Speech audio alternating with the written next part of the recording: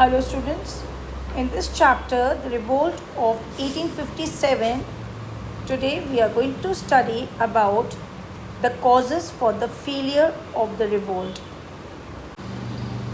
Despite being a massive uprising, the revolt of 1857 lost its vigor within a few months, and in the end it was crushed effectively by the British.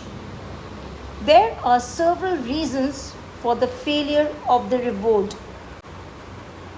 Not all sections of Indian society joined the revolt. Several Indian rulers like the Scindia of Gwalior, the Holkars, the Nizam of Hyderabad, the Nawab of Bhopal, the Rajas of Patiala, Nabha, Jind and Jodhpur, traders and zamindar continued to lend support to the British. The Sikh, Rajput and the Gurkha battalions also remained loyal to the British and helped them suppress the revolt. The sepoys, peasants and other common people could not sustain the movement on their own.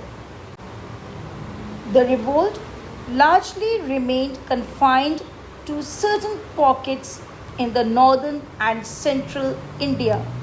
Assam, Bengal, Orissa, Rajasthan, parts of Punjab, and most of the South India remained unaffected by the revolt.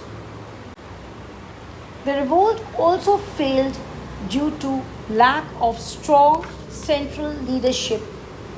There were able rulers like Rani Lakshmibai, Nana Sahib, and Begum Hazrat Mahal in their respective regions, but there was no single leader who could unite the rebels from various regions and inspire them to fight for a common cause.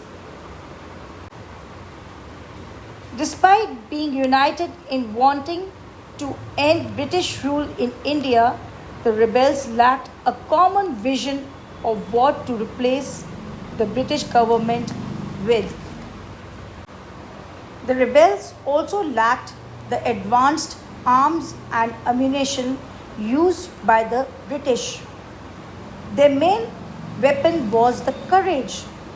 The British were organized and disciplined and fought with modern weapons like guns and cannons.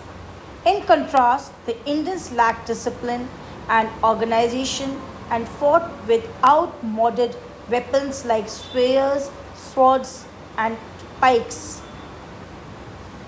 Thank you, students, for watching the video.